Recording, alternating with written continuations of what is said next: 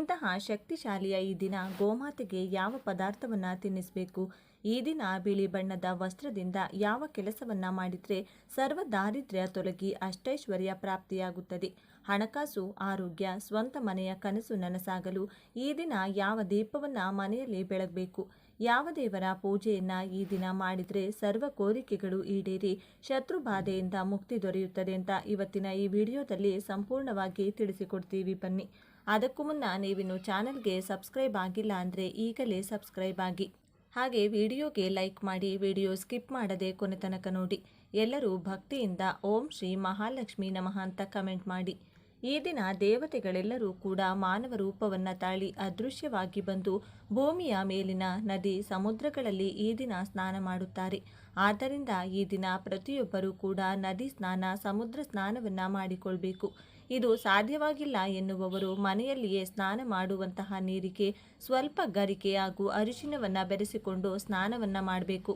ಮನೆಯಲ್ಲಿ ಪುಣ್ಯ ನದಿಗಳ ನೀರಿದ್ರೆ ಆ ನೀರನ್ನು ಸ್ನಾನದ ನೀರಿಗೆ ಬೆರೆಸಿಕೊಂಡು ಸ್ನಾನವನ್ನು ಮಾಡಿ, ಅಥವಾ ಪುಣ್ಯ ನದಿಗಳ ಹೆಸರನ್ನು ಬಾಯಲ್ಲಿ ಹೇಳಿಕೊಂಡು ಈ ದಿನ ಸ್ನಾನವನ್ನು ಆಚರಿಸಿ. ಇದರಿಂದ ವಿಷ್ಣು ದೇವರ ಪರಿಪೂರ್ಣ ಅನುಗ್ರಹ ಹಾಗೂ ಅಶ್ವಮೇಧ ಯಾಗ ಮಾಡಿದರೆ ಎಷ್ಟು ಪುಣ್ಯ ಲಭಿಸುತ್ತದೆಯೋ ಅದಕ್ಕೆ ಸಮನಾದ ಪುಣ್ಯವು ಲಭಿಸುತ್ತದೆಂದು ನಮ್ಮ ಪುರಾಣಗಳಲ್ಲಿ ಉಲ್ಲೇಖವಿದೆ. ಆದ್ದರಿಂದ ಪ್ರತಿಯೊಬ್ಬರೂ ನಿಮ್ಮ ಮನೆಗಳಲ್ಲಿ ಈ ವಿಧಿವಿಧಾನವನ್ನು ಪಾಲಿಸುತ್ತಾ ಸ್ನಾನವನ್ನು ಮಾಡಬೇಕು. ಈ ದಿನ ಪ್ರತಿಯೊಬ್ಬರೂ ನಿಮ್ಮ ನಿಮ್ಮ ಮನೆಗಳ ಮುಂದೆ 27 ಮಣ್ಣಿನ ದೀಪಗಳನ್ನು ಬೆಳಗಿಸಿ ಲಲಿತಾ ಅಮ್ಮನವರನ್ನು ಮನಸ್ಸಿನಲ್ಲಿ ಸ್ಮರಿಸಿಕೊಂಡು ಲಲಿತ ಸಹಸ್ರನಾಮವನ್ನು 27 ಬಾರಿ ಕೇಳಬೇಕು ಅಥವಾ ಹೇಳಬೇಕು. ಈ ಒಂದು ಕೆಲಸವನ್ನು ಯಾರು ಶ್ರದ್ಧೆ ಭಕ್ತಿಯಿಂದ ಮಾಡುತ್ತಾರೋ ಅವರ ಎಂತಹದ್ದೇ ಕಠಿಣ ಕೋರಿಕೆಗಳಿದ್ದರೂ ಕೇವಲ 3 ದಿನದಲ್ಲಿ ನೆರವೇರುತ್ತದೆ.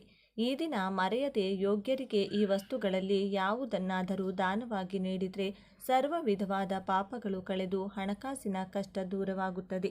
ಈ ದಿನ ಗೋವು ಸೇವೆ ಮಾಡಿದರೆ ಅನಂತ ಕೋಟಿ ಪುಣ್ಯಫಲಗಳು ಪ್ರಾಪ್ತಿಯಾಗುತ್ತದೆ. ಈ ದಿನ ಗೋವಿಗೆ ಆಹಾರ ಕೊಟ್ಟರೆ ಮಹಾಪುಣ್ಯ ಬರುತ್ತದೆ. ಈ ದಿನದಂದು ಹಸಿರು ಹುಲ್ಲನ್ನು ಗೋವಿಗೆ ತಿನ್ನಿಸಿದರೆ ದರಿದ್ರ ನಿವಾರಣೆಯಾಗುತ್ತದೆ. ನೆನೆಸಿಟ್ಟಂಥ ಹುರುಳಿ ಕಾಳನ್ನು ತಿನ್ನಿಸಿದರೆ ಉದ್ಯೋಗದಲ್ಲಿ ಸ್ಥಿರತೆ ಇರುತ್ತದೆ. ನೆನೆಸಿಟ್ಟ ಕಡಲೆ ಕಾಳುಗಳನ್ನು ತಿನ್ನಿಸಿದರೆ ಧನಾಭಿವೃದ್ಧಿ ನಡೆಯುತ್ತದೆ. ದಂಟು ಸೊಪ್ಪು ಹಾಗೂ ಬೆಲ್ಲ 2 ಸೇರಿಸಿ ತಿನ್ನಿಸಿದರೆ ಕೋರ್ಟ್ ಕೇಸಲ್ಲಿ ಇದ್ದರೆ ನಿಮ್ಮ ಪರಾಜಯ ಸಿಗುತ್ತದೆ. ಕ್ಯಾರೆಟ್ ತಿನ್ನಿಸಿದರೆ ವ್ಯಾಪಾರದಲ್ಲಿ ವೃದ್ಧಿಯಾಗುತ್ತದೆ. ಆಲೂಗಡ್ಡೆ ತಿನ್ನಿಸಿದರೆ ವಿವಾಹ ಯೋಗ ಪ್ರಾಪ್ತಿಯಾಗುತ್ತದೆ. ನೆನೆಸಿಟ್ಟ ಉದ್ದಿನ ಬೇಳೆ ತಿನ್ನಿಸಿದರೆ ಆರೋಗ್ಯದಲ್ಲಿ ಚೇತರಿಕೆ ಕಂಡುಬರುತ್ತದೆ. ನೆನೆಸಿಟ್ಟ ಕಡಲೆ ಬೇಳೆ ತಿನ್ನಿಸಿದರೆ ಕುಟುಂಬದಲ್ಲಿ ಶಾಂತಿ ಇರುತ್ತದೆ. ಸೌತೆಕಾಯಿ ತಿನ್ನಿಸಿದರೆ ಶತ್ರು ನಿವಾರಣೆಯಾಗುತ್ತದೆ. ಇನ್ನು ಇವತ್ತು ಅರಳಿ ಮರದ ಪೂಜೆ ಮಾಡಿದರೆ ಅತ್ಯಂತ ಹೆಚ್ಚು ಮಹಿಮೆ ಸಿಗುತ್ತದೆ. ಈ ದಿನ ಅರಳಿ ಮರದ ಬಳಿ ಹೋಗಿ ಸ್ವಲ್ಪ ನೀರು ಹಾಕಿ ತುಪ್ಪದಿಂದ ಒಂದು ದೀಪ ಹಚ್ಚಿ ಮರದ ಸುತ್ತ 3 ಪ್ರದಕ್ಷಿಣೆ ಮಾಡಿ ಓಂ ನಮೋ ಭಗವತೆ ವಾಸುದೇವಾಯ ಎಂದು ಜಪ ಮಾಡಬೇಕು. ಅದರ ನಂತರ 3 ಬಾರಿ ಮರವನ್ನು ಮುಟ್ಟಿ ನಮಸ್ಕರಿಸಿಕೊಳ್ಳಬೇಕು. ಈ ರೀತಿ ಮಾಡುವುದರಿಂದ ನಿಮ್ಮ ದರಿದ್ರವೆಲ್ಲ ದೂರವಾಗುತ್ತದೆ. ಹಾಗೆ ನಿಮ್ಮ ಮೈಯಲ್ಲಿ ಯಾವುದಾದರೂ ನಕಾರಾತ್ಮಕ ಶಕ್ತಿ ಇದ್ದರೆ ಅದು ಕೂಡ ನಿವಾರಣೆಯಾಗುತ್ತದೆ. ಜೊತೆಗೆ ಮಹಾಲಕ್ಷ್ಮಿ ಹಾಗೂ ಮಹಾವಿಷ್ಣು ಇಬ್ಬರ ಆಶೀರ್ವಾದ ಕೂಡ ಸಿಗುತ್ತದೆ. ಇನ್ನು ಪುರಾಣಗಳ ಪ್ರಕಾರ ಇವತ್ತು ಒಂದು ಸಲ ಸಮುದ್ರದಲ್ಲಿ ಸ್ನಾನ ಮಾಡಿದರೆ ಕೋಟಿ ನದಿಗಳಲ್ಲಿ ಸ್ನಾನ ಮಾಡಿದಷ್ಟು ಪುಣ್ಯ ಫಲ ಪ್ರಾಪ್ತಿಯಾಗುತ್ತದೆ. ಅದು ಸಾಧ್ಯವಾಗದವರು ಮನೆಯಲ್ಲಿ ಸ್ನಾನ ಮಾಡುವ ನೀರಿಗೆ ಸ್ವಲ್ಪ ಕಲ್ಲುಪ್ಪು ಬೆರೆಸಿ ಸ್ನಾನ ಮಾಡಬಹುದು. ಇನ್ನು ಆರೋಗ್ಯ ವೈಜ್ಞಾನಿಕ ವಿವರಣೆಯ ಪ್ರಕಾರ ಸಮುದ್ರದ ಉಪ್ಪು ನೀರು ನಮ್ಮ ದೇಹದಲ್ಲಿರುವಂಥ ವಿಷಕಾರಿ ಅಂಶವನ್ನು ನಿವಾರಣೆ ಮಾಡುತ್ತದೆ, ನಮ್ಮ ಚರ್ಮವನ್ನು ಶುದ್ಧೀಕರಿಸುತ್ತದೆ, ಹಾಗೆ ನಮಗೆ ಮಾನಸಿಕ ಶಾಂತಿ ಕೊಡುತ್ತದೆ. ಪ್ರತಿ ಮನುಷ್ಯ ಕೂಡ ವರ್ಷದಲ್ಲಿ 4 ಸಲ ಸಮುದ್ರದಲ್ಲಿ ಸ್ನಾನ ಮಾಡಬೇಕು. ಇನ್ನು ನೀವು ಸ್ನಾನ ಮಾಡುವ ಸ್ಥಳದ ಪ್ರಕಾರ ನಿಮಗೆ ಬರುವಂತಹ ಪುಣ್ಯ ಫಲ ಹೀಗಿರುತ್ತದೆ. ನಾಳೆ ನೀವು ಮನೆಯಲ್ಲೇ ಸ್ನಾನ ಮಾಡುವ ನೀರಿನಲ್ಲಿ ಸ್ವಲ್ಪ ಕಲ್ಲುಪ್ಪು ಅಥವಾ ಗಂಗಾಜಲ ಬೆರೆಸಿಕೊಂಡು ಸ್ನಾನ ಮಾಡಿದರೆ 6 ವರ್ಷಗಳ ಪುಣ್ಯ ಫಲ ಪಡೆದುಕೊಳ್ತೀರಿ. ಅದೇ ಬಾವಿಯಲ್ಲಿ ಸ್ನಾನ ಮಾಡಿದರೆ 12 ವರ್ಷದ ಪುಣ್ಯ ಫಲ ಪಡೆದುಕೊಳ್ಳುತ್ತೀರಿ. ಕೆರೆಯಲ್ಲಿ ಸ್ನಾನ ಮಾಡಿದರೆ 24 ವರ್ಷ ಪುಣ್ಯ ಫಲ ಪಡೆದುಕೊಳ್ಳುತ್ತೀರಿ. ಸಾಮಾನ್ಯ ನದಿಯಲ್ಲಿ ಸ್ನಾನ ಮಾಡಿದರೆ 96 ವರ್ಷ ಪುಣ್ಯ ಫಲ ಸಿಗುತ್ತದೆ. ಒಂದು ವೇಳೆ ಪವಿತ್ರ ನದಿಯಲ್ಲಿ ಸ್ನಾನ, ಗಂಗಾ ನದಿಯಲ್ಲಿ ಸ್ನಾನ ಮಾಡಿದರೆ ಕೋಟಿ ಕೋಟಿ ವರ್ಷಗಳ ಪುಣ್ಯ ಫಲ ಪಡೆದುಕೊಳ್ತೀರಿ. ತ್ರಿವೇಣಿ ಸಂಗಮದಲ್ಲಿ ಸ್ನಾನ ಮಾಡಿದರೆ 10 ಕೋಟಿ ವರ್ಷಗಳ ಪುಣ್ಯ ಫಲ ಪಡೆದುಕೊಳ್ಳುತ್ತೀರಿ. ಅದೇ ಒಂದು ವೇಳೆ ಸಮುದ್ರದಲ್ಲಿ ಸ್ನಾನ ಮಾಡಿದರೆ 100 ಕೋಟಿ ವರ್ಷಗಳ ಪುಣ್ಯ ಫಲ ಪಡೆದುಕೊಳ್ಳುತ್ತೀರಿ. ನಾಳೆ ನೀವು ತಪ್ಪದೆ ಸೂರ್ಯನಿಗೆ ಆರ್ಘ್ಯ ಸಮರ್ಪಿಸಬೇಕು. ಆ ರೀತಿ ಸೂರ್ಯನಿಗೆ ಆರ್ಘ್ಯ ಬಿಡುವಾಗ ಈ ಶ್ಲೋಕವನ್ನು ಹೇಳಿದರೆ ತುಂಬ ಒಳ್ಳೆಯದು. ಆ ಶ್ಲೋಕ ಏನಂದರೆ, ಸಾವಿತ್ರಿ ಪ್ರಸವಿತೆ ಚ ಪರಂಧಾಮ ಜಲೆ ಮಮ ತತ್ತೇಜಸ ಪರಭ್ರಷ್ಟಂ ಪಾಪಂ ಯಾತು. ಸಹಸ್ರತ ಪುರಾಣಗಳಲ್ಲಿ ಕೆಲವು ಎಚ್ಚರಿಕೆಗಳನ್ನು ಕೂಡ ಕೊಡಲಾಗಿದೆ. ಈ ದಿನ ತಡವಾಗಿ ಏಳುವುದು, ಸ್ನಾನ ಮಾಡದೇ ಇರುವುದು, ದಾನ ಮಾಡದೇ ಇರುವುದು, ಅಂದರೆ ನಿಮ್ಮ ಕೈಯಲ್ಲಿ ದಾನ ಮಾಡುವ ಕೆಪಾಸಿಟಿ ಇದ್ದೂ ಕೂಡ ಮಾಡದೇ ಇರೋದು, ಇನ್ನು ದೇವರ ಆರಾಧನೆ ಮಾಡದೇ ಇರೋದು, ಇವೆಲ್ಲ ಮಾಡಿದರೆ ನರಕ ಫಲ ದೊರೆಯುತ್ತದೆ ಎಂದು ಪುರಾಣಗಳು ಹೇಳುತ್ತಿವೆ. ಸಾಮಾನ್ಯವಾಗಿ ಈ ದಿನ ಯಾರಿಗೂ ಹಣವನ್ನು ನೀಡಬಾರದು ಅಂತ ಹೇಳಲಾಗುತ್ತದೆ. ಆದರೆ ಹಣವನ್ನು ಈ ದಿನ ದಾನವಾಗಿ ನೀಡಬೇಕು. ಯೋಗ್ಯರಿಗೆ, ಅಂದರೆ ಅವಶ್ಯಕತೆ ಇದ್ದವರಿಗೆ, ವೃದ್ಧರಿಗೆ, ಅಂಗವಿಕಲರಿಗೆ, ಹೋಮ್ ಹವನ ಜಪತಪ ಮಾಡುವವರಿಗೆ ನಿಮ್ಮ ಶಕ್ತಿಗೆ ಅನುಸಾರ ಹಣವನ್ನು ದಾನವಾಗಿ ನೀಡಬೇಕು. ಬಿಳಿ ಬಣ್ಣದ ವಸ್ತ್ರಗಳು ಅಥವಾ ಹತ್ತಿಯನ್ನು ಕೂಡ ಈ ದಿನ ದಾನವಾಗಿ ಕೊಡಬೇಕು. ಬಿಳಿ ಬಣ್ಣದ ವಸ್ತ್ರವನ್ನೇ ಏಕೆ ಈ ದಿನ ದಾನವಾಗಿ ಕೊಡಬೇಕು ಅನ್ನೋದಾದರೆ, ಈ ದಾನದಿಂದ ಚಂದ್ರನನ್ನು ಸಂತೋಷಗೊಳಿಸಬಹುದು. ಚಂದ್ರನು ಮನಸ್ಕಾರಕ. ನಮ್ಮ ಮನಸ್ಸಿನಲ್ಲಿರುವಂಥ ಕಿರಿಕಿರಿ, ಗೊಂದಲಗಳನ್ನು, ಚಂಚಲತೆಯನ್ನು ದೂರ ಮಾಡುತ್ತಾನೆ. ಮನಸ್ಸು ಚೆನ್ನಾಗಿದೆ ಅಂದರೆ ದುಡಿಯುವ ಕಡೆ ಏಕಾಗ್ರತೆ, ಕೆಲಸದ ಕಡೆ ಗಮನ ಹೆಚ್ಚುತ್ತದೆ. ಇದರಿಂದ ಹಣದ ಲಾಭವೇ ಆಗುತ್ತದೆ. ಎಳ್ಳನ್ನು ಈ ದಿನ ದಾನದ ರೂಪದಲ್ಲಿ ನೀಡಬೇಕು. ಇದರ ಜೊತೆಗೆ ಕಂಬಳಿ, ಪಾದರಕ್ಷೆ ಹಾಗೂ ಛತ್ರಿಯ ದಾನವನ್ನು ನೀಡಿದರೆ ಶುಭ ಯೋಗಗಳು ಪ್ರಾಪ್ತಿಯಾಗುತ್ತದೆ. ಈ ದಿನ ಯಾರು ಸಾಕ್ಷಾತ್ ವಿಷ್ಣು ದೇವರಿಗೆ ಬಿಳಿ ಬಣ್ಣದ ಪುಷ್ಪಗಳಿಂದ ಹಾಗೂ ತುಳಸಿಯಿಂದ ಪೂಜೆಯನ್ನು ಮಾಡ್ತಾರೋ ಅವರ ಮನೆಯಲ್ಲಿದ್ದ ದರಿದ್ರ ಲಕ್ಷ್ಮಿ ಮನೆಯಿಂದ ಹೊರಹೋಗಿ ಸಾಕ್ಷಾತ್ ಮಹಾಲಕ್ಷ್ಮಿ ದೇವಿಯ ಆಗಮನವಾಗುತ್ತದೆ. ಮನೆಯಲ್ಲಿ ಸದಾ ಹಣದ ಸಮಸ್ಯೆ, ಕುಟುಂಬ ಕಲಹ, ಮಕ್ಕಳ ಹಠ, ದುಡ್ಡು ಕೈನಲ್ಲಿ ನಿಲ್ಲದೇ ಇರುವುದು, ಈ ಸಮಸ್ಯೆಗಳಿದ್ರೆ ಬಿಳಿ ಪುಷ್ಪಗಳು ಹಾಗೂ ತುಳಸಿ ದಳಗಳಿಂದ ಮಹಾವಿಷ್ಣು ಮಹಾಲಕ್ಷ್ಮಿ ಅಮ್ಮನವರಿಗೆ ಪೂಜೆ ಮಾಡಿಕೊಳ್ಳಿ. ಇನ್ನು ಸ್ವಂತ ಮನೆಯ ಕನಸು ನನಸಾಗಲು ಮನೆ ಕಟ್ಟಿಸಿ ಅರ್ಧಕ್ಕೆ ನಿಂತಿದ್ರೆ ಎಷ್ಟೇ ಪ್ರಯತ್ನ ಪಟ್ಟರೂ ಸ್ವಂತಕ್ಕೆ ಅಂತ ಒಂದಿಷ್ಟು ಭೂಮಿ ಖರೀದಿ ಮಾಡಲು ಸಾಧ್ಯವಾಗುತ್ತಿಲ್ಲವೆಂದರೆ ಈ ದಿನ ಗೌರಿಶಂಕರನ ಪೂಜೆ ಮಾಡಬೇಕು. ಅಂದರೆ ನಿಮ್ಮ ಮನೆಗಳಲ್ಲಿ ಈ ದಿನ ಸಂಜೆ ಅಥವಾ ರಾತ್ರಿ ಸಮಯದಲ್ಲಿ ಈ ವಿಧವಾಗಿ ಶಿವ ಹಾಗೂ ಪಾರ್ವತಿಯರ ಪೂಜೆ ಮಾಡಿಕೊಳ್ಳಬೇಕು. ಶಿವ ಪಾರ್ವತಿಯರ ಫೋಟೋ ದೇವರ ಕೋಣೆಯಲ್ಲಿಟ್ಟು ಪುಷ್ಪಗಳಿಂದ ಅಲಂಕಾರ ಮಾಡಿ 5 ದೀಪಗಳನ್ನು ತುಪ್ಪ ಅಥವಾ ಎಳ್ಳೆಣ್ಣೆ ಸಹಾಯದಿಂದ ಬೆಳಗಿಸಬೇಕು. ಗೌರಿ ಶಂಕರರ ವಿಶೇಷ ಅನುಗ್ರಹಕ್ಕೆ ಹಾಲಿನ ಪಾಯಸವನ್ನು ನೈವೇದ್ಯವಾಗಿಡಬೇಕು. ಈ ದಿನ ರಾತ್ರಿಯ ಸಮಯದಲ್ಲಿ ಹಾಲನ್ನು ಚಂದ್ರನ ಬೆಳಕಿನಲ್ಲಿ ಅರ್ಧ ಗಂಟೆ ಇಟ್ಟು ಆ ನಂತರ ಆ ಹಾಲಿನಿಂದ ಪಾಯಸವನ್ನು ಮಾಡಿ ಶಿವ ಪಾರ್ವತಿಯರ ಮುಂದಿಟ್ಟು ತದನಂತರ ಮನೆ ಮಂದಿಯೆಲ್ಲ ಪ್ರಸಾದವಾಗಿ ಸ್ವೀಕರಿಸಬೇಕು. ಹೀಗೆ ಮಾಡೋದ್ರಿಂದ ಕುಟುಂಬದಲ್ಲಿ ಆಗುವ ಗಲಾಟೆ, ಕಲಹಗಳು ನಿಲ್ಲುತ್ತದೆ. ಮನೆಯ ಸದಸ್ಯರ ನಡುವೆ ಪ್ರೀತಿ ವಾತ್ಸಲ್ಯ ಹೆಚ್ಚುತ್ತದೆ. ಭೂಮಿ, ಸ್ವಂತ ಮನೆಗಾಗಿ ನೀವು ಪಡುವಂತಹ ಕಷ್ಟ ಅಂತ್ಯವಾಗುತ್ತದೆ.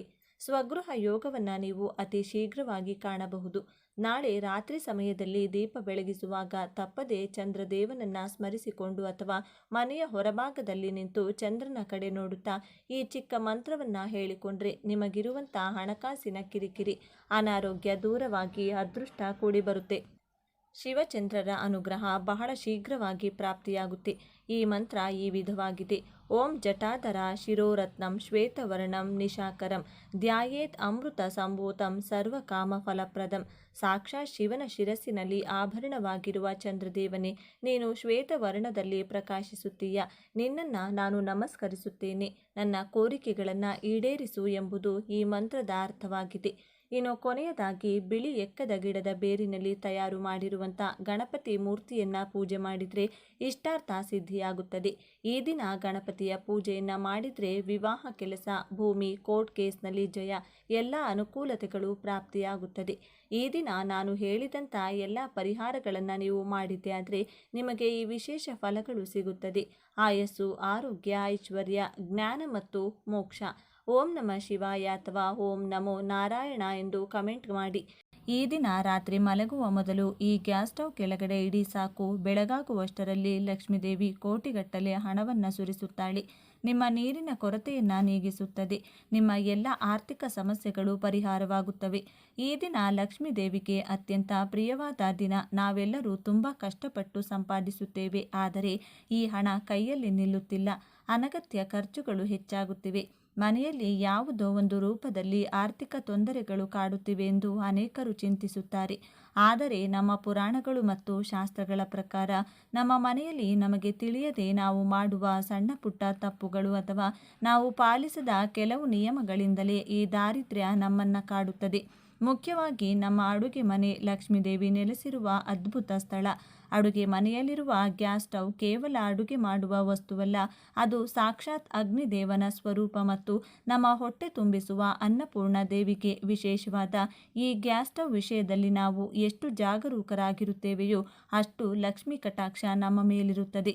ಮುಖ್ಯವಾಗಿ ಈ ದಿನ ರಾತ್ರಿ ಮಲಗುವ ಮೊದಲು ಗ್ಯಾಸ್ ಸ್ಟವ್ ಕೆಳಗೆ ಇದನ್ನು ಇಟ್ಟರೆ ಸಾಕು, ಲಕ್ಷ್ಮೀದೇವಿಯ ಅನುಗ್ರಹ ಸಿಗುತ್ತದೆ ಎಂದು ಸಿದ್ಧಶಾಸ್ತ್ರ ಹೇಳುತ್ತದೆ. ಇದು ಬಹಳ ಶಕ್ತಿಶಾಲಿ ಪರಿಹಾರ. ಇದನ್ನು ನೀವು ಶ್ರದ್ಧೆ ಭಕ್ತಿಯಿಂದ ಮಾಡಿದರೆ ಖಂಡಿತವಾಗಿಯೂ ನಿಮ್ಮ ಮನೆಯಲ್ಲಿರುವ ನಕಾರಾತ್ಮಕ ಶಕ್ತಿ ಸಂಪೂರ್ಣವಾಗಿ ಹೋಗಿ ಬೆಳಗಾಗುವಷ್ಟರಲ್ಲಿ ಲಕ್ಷ್ಮೀದೇವಿಯ ಅನುಗ್ರಹ ನಿಮ್ಮ ಮನೆಯ ಮೇಲೆ ಮಳೆಯಂತೆ ಸುರಿಯುತ್ತದೆ. ಹಾಗಾದರೆ ಈ ದಿನ ರಾತ್ರಿ ಗ್ಯಾಸ್ ಸ್ಟವ್ ಕೆಳಗೆ ಏನನ್ನು ಇಡಬೇಕು, ಏನನ್ನು ಇಟ್ಟರೆ ಹಣದ ಸಮಸ್ಯೆಗಳು ದೂರವಾಗಿ ಧನಲಾಭ ಸಿಗುತ್ತದೆ ಎಂಬುದನ್ನು ಈಗ ನಾವು ಈ ವಿಡಿಯೋದಲ್ಲಿ ವಿವರವಾಗಿ ತಿಳಿದುಕೊಳ್ಳೋಣ.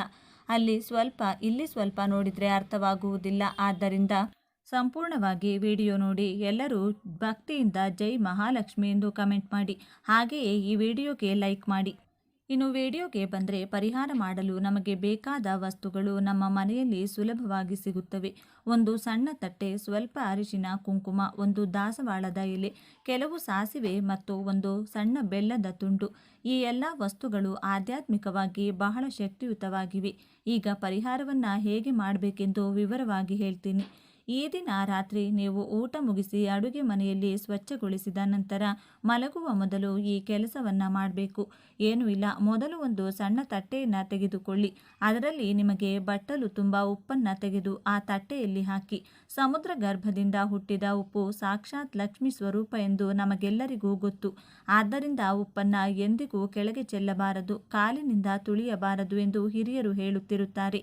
ಸಾಕ್ಷಾತ್ ಶ್ರೀ ಮಹಾಲಕ್ಷ್ಮಿಯ ಅವಶ್ಯಕತೆ ಇರುತ್ತದೆ. ಆದ್ದರಿಂದ ಒಂದು ಹಿಡಿ ಉಪ್ಪು ಹಾಕಿ ಎಲೆಯ ಮೇಲೆ ಸ್ವಲ್ಪ ಅರಿಶಿನ ಮತ್ತು ಕುಂಕುಮವನ್ನು ಚಿಮುಕಿಸಿ. ಅರಿಶಿನ ಕುಂಕುಮ ಮಂಗಳಕರವಾದವು, ಅವು ಎಲ್ಲೆಲ್ಲಿ ಇರುತ್ತವೆಯೋ ಅಲ್ಲಿ ಶುಭವಾಗುತ್ತದೆ. ಈಗ ಎಲೆ ಅರಿಶಿನ ಕುಂಕುಮದ ಮೇಲೆ ಒಂದು ದಾಸವಾಳದ ಎಲೆಯನ್ನು ಇಡಿ. ದಾಸವಾಳದ ಹೂವೆಂದರೆ ದೇವಿಗೆ ತುಂಬ ಇಷ್ಟ.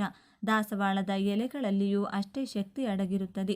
ದಾಸವಾಳದ ಎಲೆ ನಮ್ಮ ಕಷ್ಟಗಳನ್ನು ನಿವಾರಿಸುವ ಶಕ್ತಿಯನ್ನು ಹೊಂದಿದೆ.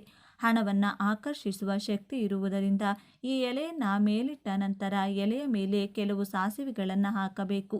ಸಾಸಿವೆಗಳು ಮನೆಯಲ್ಲಿರುವ ದುಷ್ಟ ಶಕ್ತಿಗಳನ್ನು, ನರದೃಷ್ಟಿಗಳನ್ನು ದೂರ ಮಾಡಲು ಅದ್ಭುತವಾಗಿ ಕೆಲಸ ಮಾಡುತ್ತವೆ. ಸಾಸಿವೆಗಳು ಇರುವ ಜಾಗದಲ್ಲಿ ಯಾವುದೇ ಕೆಟ್ಟ ಶಕ್ತಿ ಬರುವುದಿಲ್ಲ. ಸಾಸಿವೆಗಳು ನಮ್ಮ ಕಷ್ಟಗಳನ್ನು ಬಹಳ ಸುಲಭವಾಗಿ ತೆಗೆದುಹಾಕುತ್ತವೆ. ಆದ್ದರಿಂದ ಸಾಸಿವೆಗಳನ್ನು ಹಾಕಿ. ನಂತರ ಆ ಪಕ್ಕದಲ್ಲಿ ಒಂದು ಸಣ್ಣ ಬೆಲ್ಲದ ತುಂಡನ್ನು ಇಡಿ. ಬಲವು ಸಿಹಿಯ ಸಂಕೇತ. ನಮ್ಮ ಜೀವನದಲ್ಲಿಯೂ ಸಿಹಿಯಂತಹ ಸಂತೋಷಗಳು ಬರಬೇಕು ಮತ್ತು ಆನಂದವು ತುಂಬಿ ಹರಿಯಬೇಕೆಂದು ಬಯಸುತ್ತಾ ಈ ಬೆಲ್ಲದ ತುಂಡನ್ನು ಅಲ್ಲಿಡಬೇಕು. ಹೀಗೆ ಸಿದ್ಧಪಡಿಸಿಕೊಂಡ ಆ ಪ್ಲೇಟನ್ನು ನಿಧಾನವಾಗಿ ತೆಗೆದುಕೊಂಡು ಹೋಗಿ ನಿಮ್ಮ ಗ್ಯಾಸ್ ಸ್ಟವ್ ಕೆಳಗೆ, ಅಂದರೆ ಮಧ್ಯದಲ್ಲಿ, ಯಾರಿಗೂ ಕಾಣದಂತೆ ಎಚ್ಚರಿಕೆಯಿಂದ ಇಡಬೇಕು. ಹೀಗೆ ಸ್ಟವ್ ಕೆಳಗೆ ಏಕೆ ಇಡಬೇಕು ಎಂಬ ಸಂದೇಹ ನಿಮಗೆ ಬರಬಹುದು. ನಮ್ಮ ಮನೆಯ ಮುಖ್ಯ ಶಕ್ತಿ ಕೇಂದ್ರ ಅಡುಗೆ ಮನೆ. ಅದರಲ್ಲಿ ಗ್ಯಾಸ್ ಸ್ಟವ್ ಎಂದರೆ ಅಗ್ನಿಹೋತ್ರ. ಎಲ್ಲಿ ಬೆಂಕಿ ಹುರಿಯುತ್ತದೆಯೋ ಅಲ್ಲಿ ದೈವಿಕ ಶಕ್ತಿ ಇರುತ್ತದೆ. ರಾತ್ರಿ ಇಡೀ ಈ ಶಕ್ತಿಶಾಲಿ ವಸ್ತುಗಳಾದ ಉಪ್ಪು, ಅರಿಶಿನ, ಸಾಸಿವೆ, ಬೆಲ್ಲ ಈ ವಸ್ತುಗಳನ್ನು ಗ್ಯಾಸ್ ಸ್ಟವ್ ಕೆಳಗೆ ಇರುವುದರಿಂದ ಆ ಸುತ್ತಮುತ್ತಲಿನ ಎಲ್ಲ ನಕಾರಾತ್ಮಕ ಕ್ಷೇತ್ರಗಳು ದೂರವಾಗುತ್ತೆ. ಉಪ್ಪು ಮನೆಯಲ್ಲಿರುವ ನಕಾರಾತ್ಮಕ ಶಕ್ತಿಯನ್ನು ಹೀರಿಕೊಳ್ಳುತ್ತದೆ. ಸಾಸಿವೆ ದೃಷ್ಟಿಯನ್ನು ಹೋಗುತ್ತದೆ. ಮರುದಿನ ಬೆಳಿಗ್ಗೆ ಏಳುವ ಹೊತ್ತಿಗೆ ನಿಮ್ಮ ಅಡುಗೆ ಮನೆಯನ್ನು ಸಕಾರಾತ್ಮಕ ಶಕ್ತಿಯಿಂದ ತುಂಬಿರುತ್ತದೆ. ಹಣವನ್ನು ಆಕರ್ಷಿಸಲು ಇದು ಬಹಳಷ್ಟು ಸಹಾಯ ಮಾಡುತ್ತದೆ. ಮರುದಿನ ಬೆಳಿಗ್ಗೆ ಎದ್ದ ತಕ್ಷಣ ಸ್ನಾನ ಮಾಡಿ ಆ ತಟ್ಟೆಯನ್ನು ತೆಗೆದು ಅದರಲ್ಲಿರುವ ವಸ್ತುಗಳನ್ನು ಯಾವುದಾದರೂ ಮರದ ಬುಡದಲ್ಲಿಯೋ ಅಥವಾ ಹರಿಯುವ ನೀರಿನಲ್ಲಿಯೋ ಹಾಕಬಹುದು. ಈ ದಿನಗಳಲ್ಲಿ ಅನೇಕ ಜನರು ರಾತ್ರಿ ಅಡುಗೆ ಮುಗಿದ ತಕ್ಷಣ ಆ ಪಾತ್ರೆಗಳು, ಬಾಣಲೆಗಳು ಎಲ್ಲವನ್ನ ಸ್ಟವ್ ಮೇಲೆ ಹಾಗೆಯೇ ಬಿಟ್ಟು ಸ್ಟವ್ ಒರೆಸದೆ ಮಲಗುತ್ತಾರೆ. ಇದು ಬಹಳ ದೊಡ್ಡ ತಪ್ಪು. ಹೀಗೆ ಮಾಡೋದ್ರಿಂದ ಲಕ್ಷ್ಮೀ ದೇವಿಗೆ ಕೋಪ ಬರುತ್ತದೆ. ಎಣ್ಣೆ ಕಲೆಗಳಿಂದ ತುಂಬಿದ ಗ್ಯಾಸ್ ಸ್ಟವ್ ಅನ್ನು ಹಾಗೆ ಬಿಡುವುದು ದಾರಿದ್ರ್ಯವನ್ನು ಆಹ್ವಾನಿಸಿದಂತೆ. ಗ್ಯಾಸ್ ಸ್ಟವ್ ಲಕ್ಷ್ಮೀ ದೇವಿಯ ಸ್ವರೂಪವಾಗಿರುವುದರಿಂದ ರಾತ್ರಿ ಮಲಗುವ ಮೊದಲು ಅದನ್ನು ಸ್ವಚ್ಛವಾಗಿ ಒರೆಸಬೇಕು. ಸ್ಟವ್ ಮೇಲೆ ಯಾವುದೇ ಪಾತ್ರೆಗಳನ್ನು ಇಡದೆ ಖಾಲಿಯಾಗಿ ಇಡಬೇಕು. ಕೆಲವರು ಗ್ಯಾಸ್ ಸ್ಟವ್ ಮೇಲೆ ಅನಗತ್ಯ ವಸ್ತುಗಳನ್ನಿಡುತ್ತಾರೆ.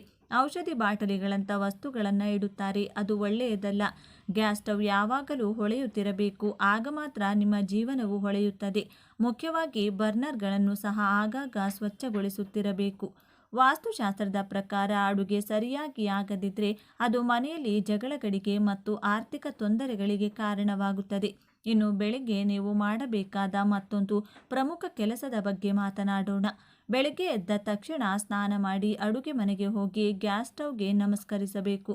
ಅಡುಗೆ ಪ್ರಾರಂಭಿಸುವ ಮೊದಲು ಸ್ಟವ್ ಮೇಲೆ ಸ್ವಲ್ಪ ನೀರು ಚಿಮುಕಿಸಿ ಅಥವಾ ಸ್ವಲ್ಪ ಸ್ಟವ್ವನ್ನು ಒರೆಸಿ. ಸಾಧ್ಯವಾದರೆ ಸ್ಟವ್ನ 2 ಬದಿಗಳಲ್ಲಿ ಸಣ್ಣ ರಂಗೋಲಿ ಹಾಕಿ ನಂತರ ಸ್ಟವ್ ಹಚ್ಚಿ. ಮೊದಲ ಬಾರಿಗೆ ಚಹಾ ಮಾಡದೆ ಹಾಲು ಉಕ್ಕಿಸುವುದನ್ನು ಅಭ್ಯಾಸ ಮಾಡಿಕೊಳ್ಳಿ.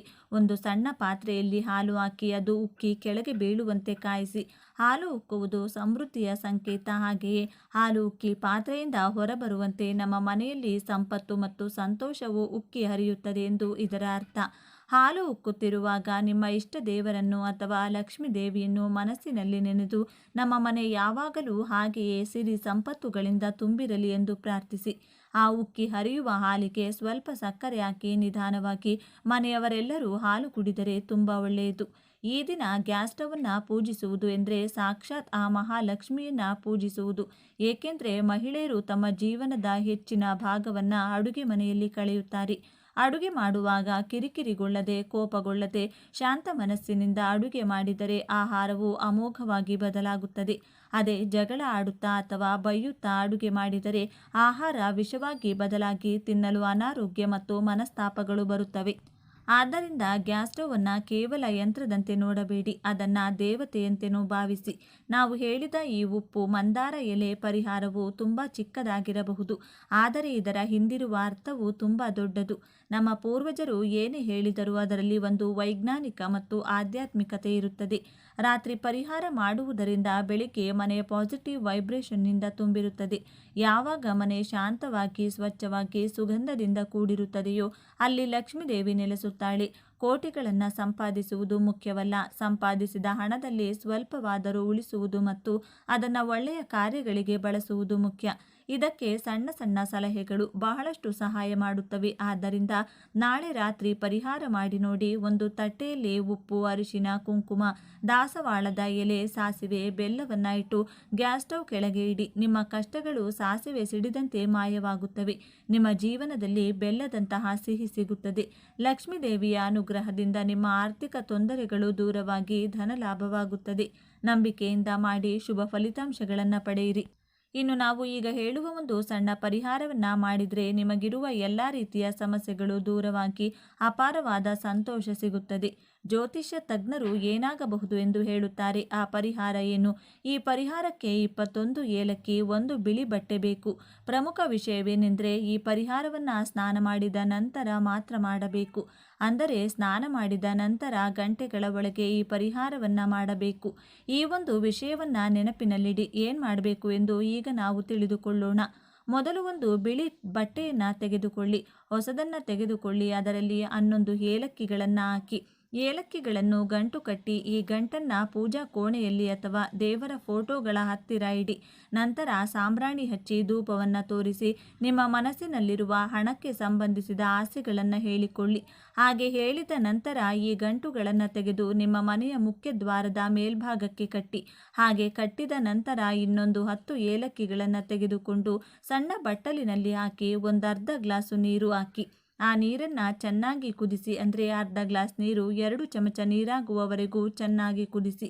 ಹಾಗೆ ಕುದಿಸಿದ ನಂತರ ನೀರಿನಿಂದ ಎಲೆಗಳನ್ನು ತೆಗೆದು ಆ ನೀರನ್ನು ಬೇರ್ಪಡಿಸಿ. ಈ ನೀರು ತಣ್ಣಗಾದ ನಂತರ ಈ ನೀರನ್ನು ಬಾಗಿಲ ಮೇಲೆ ಕಟ್ಟಿದ ಗಂಟು ಮೇಲೆ ಚಿಮುಕಿಸಿ 2 ಚಮಚ ನೀರು ಬರುವವರೆಗೂ ಕುದಿಸುತ್ತೀರಿ ಅಲ್ಲವೇ? ಆ ನೀರನ್ನು ಬಾಗಿಲ ಮೇಲೆ ಚಿಮುಕಿಸಿ. ಹೀಗೆ ಮಾಡಿದರೆ ಖಂಡಿತವಾಗಿಯೂ ನಿಮ್ಮ ಮನೆಯಲ್ಲಿರುವ ಹಣದ ಸಮಸ್ಯೆಗಳು ನಿವಾರಣೆಯಾಗುತ್ತವೆ. ನೀವು ಬಯಸಿದ ಆಸೆ ಈಡೇರುತ್ತದೆ. ಲಕ್ಷ್ಮೀದೇವಿ ನಿಮ್ಮ ಮನೆಯಲ್ಲಿ ನೆಲೆಸುತ್ತಾಳೆ. 4 ದಿಕ್ಕುಗಳಿಂದಲೂ ಹಣ ಆಕರ್ಷಿತವಾಗುತ್ತದೆ. 4 ದಿಕ್ಕುಗಳಿಂದಲೂ ಹಣ ಬರುತ್ತದೆ. ಹಣ ಸಂಪಾದನೆ ಹೆಚ್ಚಾಗುತ್ತದೆ. ಆರ್ಥಿಕ ಸಮಸ್ಯೆಗಳು ನಿವಾರಣೆಯಾಗುತ್ತವೆ. ಅದೃಷ್ಟ ನಿಮ್ಮನ್ನು ಒಲಿಸಿಕೊಳ್ಳುತ್ತದೆ. ಏಲಕ್ಕಿ ಗಂಟನ್ನು ಬಾಗಿಲ ಮೇಲೆ ಕಟ್ಟಿ ಅದರ ಮೇಲೆ ಏಲಕ್ಕಿ ನೀರನ್ನು ಚಿಮುಕಿಸುವುದರಿಂದ ಲಕ್ಷ್ಮಿ ಅನುಗ್ರಹ ಪ್ರಾಪ್ತವಾಗುತ್ತದೆ. ನಿಮ್ಮ ಮನೆಯಲ್ಲಿ ಸಕಾರಾತ್ಮಕ ಶಕ್ತಿ ನೆಲೆಸುತ್ತದೆ. ಹಣ ಬರುತ್ತಲೇ ಇರುತ್ತದೆ. ಹಣವು ಚೆನ್ನಾಗಿ ವೃದ್ಧಿಯಾಗುತ್ತದೆ. ಆದ್ದರಿಂದ ನೀವು ಸಹ ಈ ಪರಿಹಾರವನ್ನು ಮಾಡಿ ಶುಭ ಫಲಿತಾಂಶಗಳನ್ನು ಪಡೆಯಿರಿ. ಈ ಒಂದು ವಿಶೇಷ ಮಾಹಿತಿ ನಿಮಗೆ ಇಷ್ಟವಾದರೆ ತಪ್ಪದೆ ಜೈ ಸುಬ್ರಹ್ಮಣ್ಯ ಸ್ವಾಮಿ, ಜೈ ಲಕ್ಷ್ಮೀ ನರಸಿಂಹ ಸ್ವಾಮಿ ಅಂತ ಬರೆದು ಈ ವಿಡಿಯೋವನ್ನು ಎಲ್ಲರಿಗೂ ಶೇರ್ ಮಾಡಿ. ಮುಂದಿನ ಬಾರಿ ಮತ್ತೊಂದು ವಿಶೇಷ ದೈವ ಮಾಹಿತಿಯೊಂದಿಗೆ ಚಾನೆಲ್ ಮೂಲಕ ಭೇಟಿಯಾಗೋಣ. ಧನ್ಯವಾದಗಳು ಸ್ನೇಹಿತರೆ.